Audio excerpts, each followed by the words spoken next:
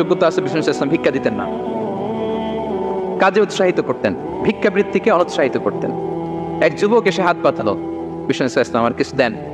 নয় বললেন, তুমি তো শক্ত সামর্থ্য মানুষ, বাসায় কি আছে বলো। সে বলে, আমার বাড়িতে একটা পানি খাওয়ার জগ আছে আর একটা চাদর আছে। বিষ্ণু ইসলাম বললেন, নিয়ে আস। সে নিয়ে আস। এবার বিষ্ণু ইসলাম চাদর আর জগ দুইটা নিয়ে সাহাবাদেরকে বললেন, মাইয়াশতারি হাদাইন, কে কিনবে? অকশন চিনেন? অকশন, অকশনে কি করে? নিলামে দাম তোলে না? তো রাসূল সাল্লাল্লাহু আলাইহি ওয়াসাল্লাম তার চাদর আর জগটা নিলামে তুললেন। এই কে কিনবে? মাইয়াশতারি হাদাইন, মাইয়াশতারি হাদাইন। একজন বলল, ফাকাল রাজুল আনা আখিযুহুমা বিদিরহাম, ইয়া রাসূলুল্লাহ, আমি 1 দিরহামে কিনবো। কয় দিরহাম? বিষ্ণু বললেন, 1 দিরহাম, 1 দিরহাম, 1 দিরহাম। মানে এর চেয়ে কেউ বাড়াবে কিনা?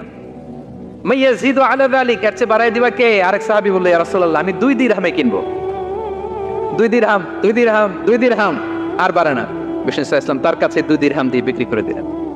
2 দিরহাম নিয়ে যুবককে বললেন, নাও, এই 1 দিরহাম দিয়ে কিছু খাবার কিনে তোমার ফ্যামিলিকে দিয়ে আস, আরেক দিরহাম দিয়ে একটা কুঠার কিনে নিয়ে আস। তো এই যুবক কুঠার কিনে আনলো।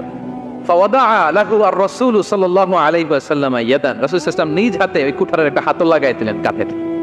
শুধু কুঠার দিয়ে তো হবে না, একটা হাতল থাকতে হবে না? বিষ্ণু সাল্লাল্লাহু আলাইহি ওয়াসাল্লাম ওনার মোবারক হাতে, বরকতময় হাতে ওই কুঠারে একটা হাতল লাগাই দিলেন। এবার বললেন, যাও, 1 দিরহাম দিয়ে কুঠার, আরেক দিরহাম দিয়ে খাবার কিনে আনো। এই কুঠার দিয়ে জঙ্গলে যে কাঠ কেটে লাকড়ি বেচে জীবিকা নির্বাহ করো। সামনের 15 দিন আমার সামনে যেন তোমার গুড়গুড় করতে না দেখি। এ বেচারা গেল, 1 দিরহাম দিয়ে ফ্যামিলিতে খাবার দিল, আর লাকড়ি নিয়ে কাঠ কাটতে না কাটতে কয়েকদিনের ব্যবধানে ও 10 দিরহাম কামায় ফেলছে। আস্তে আস্তে আস্তে আস্তে সে স্বাবলম্বী হয়ে গেল।